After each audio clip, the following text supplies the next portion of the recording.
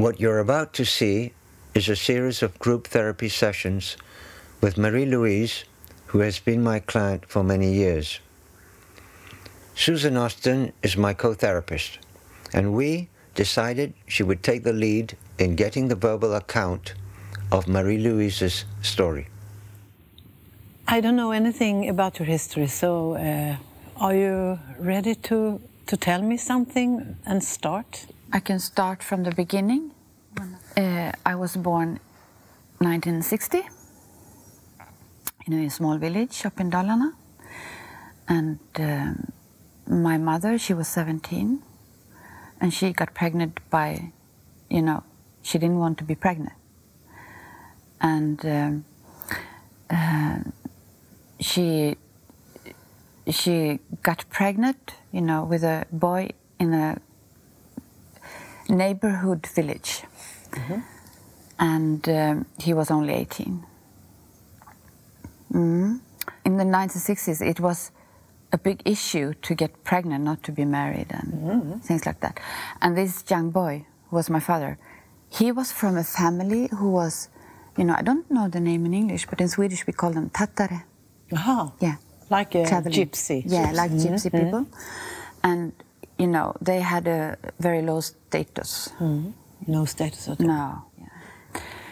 And when my mother came home and told the family I'm pregnant, it was a problem, a tragedy for the family. But I've been told that my grandmother and my grandfather decided to, okay, we're gonna, there is going to be a baby, we can't do anything about it, but we will take care of it. We will, now she's coming, and the child is coming, and we will, try to love it and take care. Yeah. I know that my mother tried to abort me. Maybe 3 times. I know about 2 times. Okay. This is my mother's side. And on my father's side, there was my grandfather on my father's side. He was, very demanding and the head of the family. And he told my grandmother on my father's side, you will see your granddaughter once, and that's enough. We are not going to have a oäkta, a bastard in our family. Yeah. So she went to my grandmother of my mother's house to see me, together with my grandpa on my father's side. So she saw me when I was about 1 month. And that's it. My father left me there. Yeah. So then my mother, she started to work, and she went to the city, the closest city, and every weekend she come home, and my mother come home, and she took care of me when she really, was at home, because I know she also felt, like I don't want to have a baby, and, I want to be with my friends, I want to go out with my dancing and all these things. And she also, I think she also tried to take care of me and to be, try to connect to me. But I had a grandmother who was keeping me, because the year before I was born, she gave birth to a dead-born child. And I know also that when she gave birth to my mother and the other children who was alive, I think maybe twice she had this förlossningspsykos. Depression when she gave birth to her child. So I think that my mother, it was very hard for her to connect to me, because my grandmother took me in one way. Yeah. So to sum up, you have a mother who did want an abortion, or she did take initiative to make abortion to get away the child she was carrying. And when she had you, she had a depression at the birth, and your grandma. No, not my mother. No, so it was. This is referring to your grandmother. Yeah. She had a depression in her family. To clarify. Yeah. Well, when I was about, some before, I went to 1 year old. My mother met a man who was nearly 15 years older than her. And it went very fast into a relationship, and then they got married. And then I think my mother decided to, well, now we're going to be the family. So they just took me from my grandmother and grandpa, and we moved together. In what age are we now? I'm about 1 year. Yeah. And I can't remember this, but I know it's like this. Very, very fast, it moved into a lot of violence, and because he was an alcoholic, and he was a very violent man. I'm going to You breathe.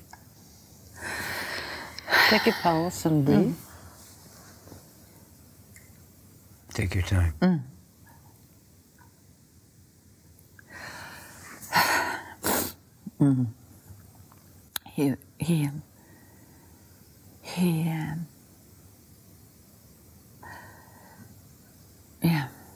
He was very violent, and he forced my mother to do a lot of sadistic things with other men, and I also saw him rape my mother, and he abused me too. Yeah. How old were you? When I was abused, I don't know when, if from the earliest memory, I really don't know, but I remember when I was about 4 or 5, how he did things to me. So the atmosphere is violence, and everything can happen sexually, and it's not only also sexual violence and violence. Yeah. It's also built on liquor. It's a lot about liquor. Drinking. Yeah, and all this shit about, he gets so drunk that he's, vomiting, and he's lying on the floor, and I have to help mother to bring, clean up and to put him on the toilet, and all this bloody bullshit with an alcoholic. Yeah. Well, my mother tried to kill him by putting fire on the bed when he was sleeping, but she didn't manage. And it's like I'm so scared of my mother too, because she's into this. I can't trust my mother either in this. She's violent. She's violence too. Not against me, but against him. And my mother managed to leave him when I was going to be 60 years old by, locking him in and putting something against the door so he can't come out, and took the car and moved away. She ran away with you? Yeah, we ran away. So, and my mother could get the divorce from him by the priest priest who was close to the family, to help her to manage to get through the divorce. This to clarify, so you did never speak with your grandparents about what was actually happening? I tried. I did. I put words on it, and I ran to the neighbors, and I ran to people around in the village to please come and help me. And they, they took me by the hand, and they walked home to the house, opened the door, and just, this is also the body memory, how they push me in, and they say, please calm down, and then the door is now like smashing behind. So I'm just stuck. Always, like going and boom. It's very clear. Yeah. So actually they recognized that something had happened, but they left you in the same position, always back to the violence. Yeah. This is the first village where I was born. Yeah. And then we left this man. And my mother ended up with another man who's, this is also the same drama, by alcohol and a lot of people and parties and jealousy and fights and drama. And I'm, like in the middle of everything. And there is also, like too much sex open. It's always, like going on. This sexual plays and roles and there she started with, like all this suicide, because she started to have the drama, and it ended up that I'm going to kill myself. So I have to save her over and over again. That was my big issue then, during until I was 13 years old, and all the way up till 2 years ago. When was the point when you decided to run away? When she ended up in the hospital, this sick, and I actually moved out the man who was living with at that time. You moved him or threw him out? I threw him out. I called his father, and I put the things in a bag, and he came and picked him up. So you behaved like a mother to your mother? I did. Yeah. Yeah, and there was, it was like this with more men, because she changed, and she took it to the same trauma. Yeah. So can we say that this is the story of your first 13 years that you've been telling me? Yeah, and there was no father. My father wasn't there. Where were your fantasies about your father? That he was, like riding on a white horse, and he will come and save me one day. I was hoping until maybe I think I was 9 years old when I stopped. I gave up the hope from the adult people. Okay, and then when I was 13, I moved to my grandma and grandpa. I just took my things and I moved in. They couldn't stop me. Nobody did. And I went to the högstadiet in that high school. Yeah, and I told them, okay, now I start here, and I fixed my things by my own. And they called my grandmother and grandpa and asked if that was true, and they say yes. So I made my own way there. When I was 13, again, I left and I went to my grandmother's and went in. I also, took on the Father's Day in Sweden, I found him in the telephone book, and I phoned him. And his wife was answering, and I said, hello, my name is Marie-Louise, and I'm looking for my father, Harry Alexandersson, blah, blah, blah, blah. And he was there, and he came to the phone, and we were talking, and I said, I'd like to see you. And they came. Fantastic. Yeah. So we met sometimes, and he was an alcoholic too. Yeah. So then it started a journey with him, are we going to have a contact or not, and what's going on, and blah, blah, blah, blah, blah. And then I just decided this is the end. And then I had my firstborn son. And at that time, he went with my half-sister, as I have, to visit me. And then he died the year after. But to me, it seems like he recognized you. Yeah. He didn't lie. He didn't say he never knew you or anything like that. And he was an alcoholic. So yeah, and he was really no man on the horse, maybe, but a real man, a real person. So to sum up, your first 13 years, you became very sufficient to support yourself, and you took a lot of initiative, and you became independent, and you were angry, and you were rebellic, and you threw out the men of your mother's life, and you moved in a house where nobody said no to you. Yes, and you went to the school and you organized your schooling. In my way. In your way. Yeah.